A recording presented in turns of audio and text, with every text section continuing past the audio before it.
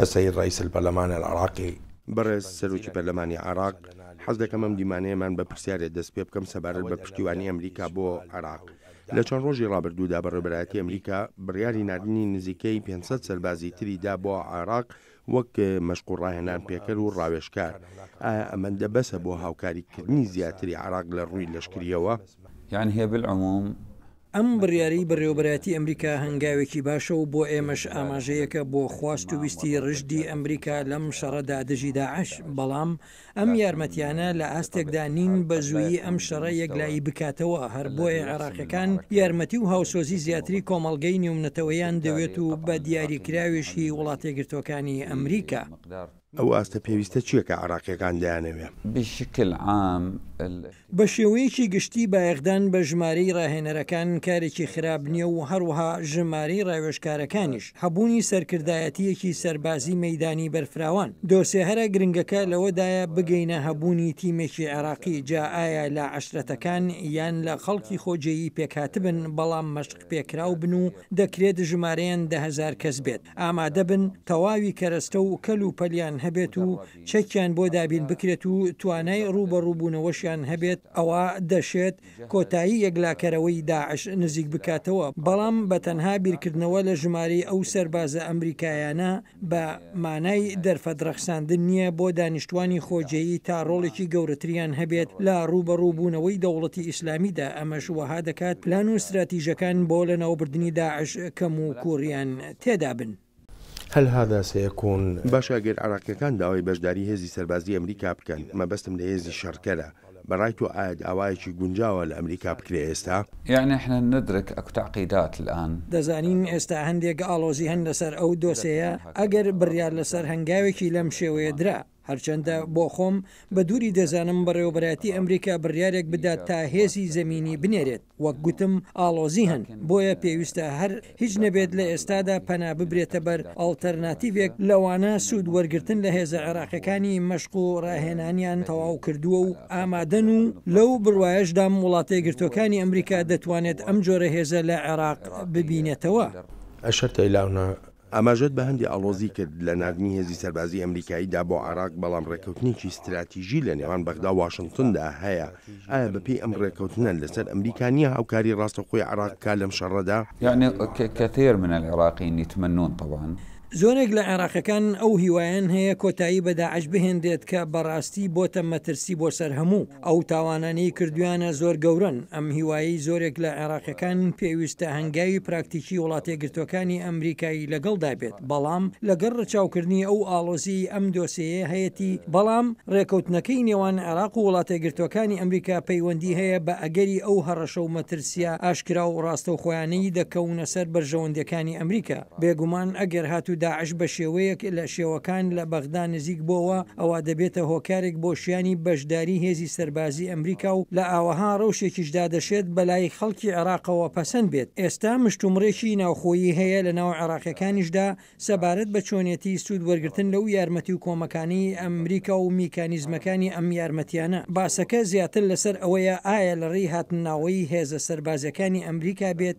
یان لە ڕێی بەهێزکردنی هێزە عێراقیەکانەوە بێت. ئەنجامیش ئەوەیە ئێمە لەگەڵ پشتیوانیەکانی ئەمریکاین بۆ هێزە عێراقیەکان لەم شەڕەدا دژی تێرۆریزم و بە شێوەیەکی گەورەتریش لەگەڵ هەبوونی پشتیوانیەکانی کۆمەڵگەی نێونەتەوەی داین.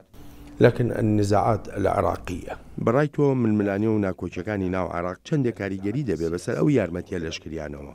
واردة هذه دەشێت وها بێت و ڕوانینێکی زۆری لەسرە. هەندێک هەن زۆر بە وردی و هەستیاریەوە لەم ناکۆکیانە دەڕوانن، بەڵام بەبێ هیچ چەنوچوونێک بەرژەوەندی عێراق لەسەر و هەموو ململانیەکی سیاسیەوەیە. ألا تعتقد بأن جا پێت وانە ململانێ و ناکۆکیانە کاریگەریشی کرد بێتە سەر شەڕی دژی تونڕەوانی دەوڵەتی ئیسلامی؟ بڕیارێک بوونمونە لە سەرچاوەیەکی شیعەوە سەرچاوەیەکی سونە بەجێی ناگەێنێ یانیش بە پێچەوانەوە؟ يعني هي أسباب وجود داعش في الأصل. لە ڕاستیدا هەندێک لە هۆکارەکانی بوونی داعش پەیوەندیان هەیە بە سروشتی ناکۆچیەکان و هەروەها ژمتمانەی نێوان عێراقیەکانەوە کە ژینگەیەکی بۆ دروستبوونی ئەم ڕێکخراوە تونندڕەوانە ڕەخساندووە. هەر بۆیە لەسەرمانە بە پەرۆژ بین بۆ یەکگرتوویی هەڵوێستەکانمان بە شێوەیەکی ئەشکرا و لەو بڕوایەشدام بەردەوامی ئەم ناکۆچیانە و درێژە پێدانی داعش لە ناوخاکی عێراقدا لە بەرژەوەندی هیچ کەسێکدا نییە. لكن هناك من يقول بەڵام لە ئێستادا خەڵکان لە بەغداد دەڵێن هیچ هەڵوێستێکی یەکگرتوو نییە.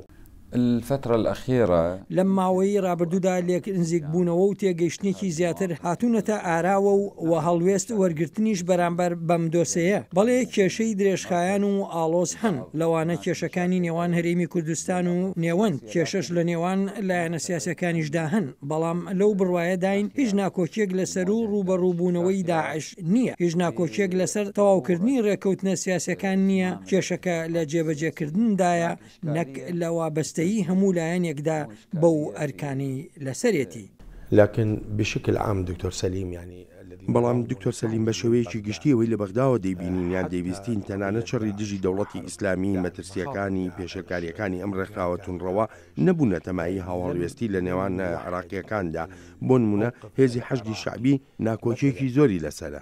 يعني طبعا بەڵێ بەڕاستی ئەمە یەکێکە لەو خاڵانەی ناکۆکی لەسرە. دەشێت هۆکاری ئەمەش بگەڕێتەوە بۆ ئەوەی هەندێک لە پێکهاتەکانی عێراق بیانەوێت و بخوازن ئامادەییان هەبێت لە بەرەنگاربوونەوەی داعشدا کە تا ئێستا دەرفەتێکی ئەو توی بۆ ئەم جۆرە بەشداریە بۆ نەرەخساوە. ڕفتاری هەندێک لایەنی ناو هێزی حەشدی شەعبی بە ئاشکرایی کاریگەریەکی نەرێنی هەبووە بەسەر پەیامەکەی ئەم هێزەوە و بووە مایی ئەوەی ڕوانینێکی نەخوازرا و لەسەر ئەم هێزە دروست بێت، یانیش نەگەڕانەوەی ئاوارەکان بۆ ناوچەکانیان هەرچەندە ئازادیش کراون. خاڵێکی ناکۆکی بەدوای خۆیدا هێنا. ئەمانە بێ لەو ڕەهەندە سیاسی ئەم هێزی حەشدی شەعبیە هەیەی و پەنابردنە بە وڵاتانی دراوسێ و وڵاتانی ناوچەکە بە شێوەیەکی ئاشکرا کاریگەری هەیە بەسەر هەستی گونجاندنی پێکەوەی و ئیتر ئەمەش کاریگەری هەیە بەسەر پەیوەندیەکانی نێوان لایەنەکانیشەوە. أود أن أعرف الموقف. ئەمان بۆ عێراق بەگشتی کەواتە با بزانم ئایا لە ناو عەرەبی سوننە خۆیدا لە ناو عێراقدا هەڵوێستێکی یەکگرتوانە هەیە لەسەر تەواوی دۆسەکانی لەم وڵاتەدا هەن؟ لا هو حتى داخل نا لە ناو سونەکانیشدا ڕای جیاواز هەن، بەڵام پرۆژەیەک لە ئارادایە بۆ کۆکردنەوەی ئەو ڕاو ڕوانینە جیاوازانە و کۆکردنەوەی هەمویان لە ڕوانینێکی یەکگرتووی هاوبەشدا لە چوارچەوەی ئەو نیگەرانیانی بۆ یەکپارچەیی وڵاتەکەمان هەمانە. كيف تستطيعون چۆن دەتوانن پارێزگاری لە یەکپارچەی خاکی عێراق بکەن کە وڵاتەکە لە کارەساتە ئاژی؟ يعني هو بالعكس الكارثة المفروض توحد.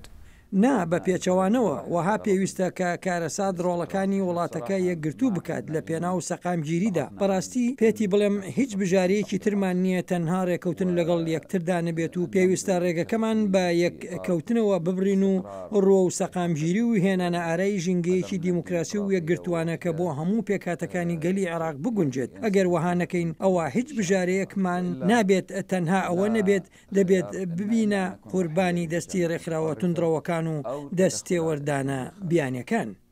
من عام 2003 ولحد الآن.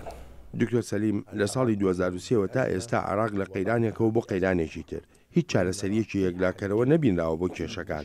بەڕای تۆ ئایا عێراق دەتوانێت لەوەها ڕەوشێکدا بەردەوام بێ؟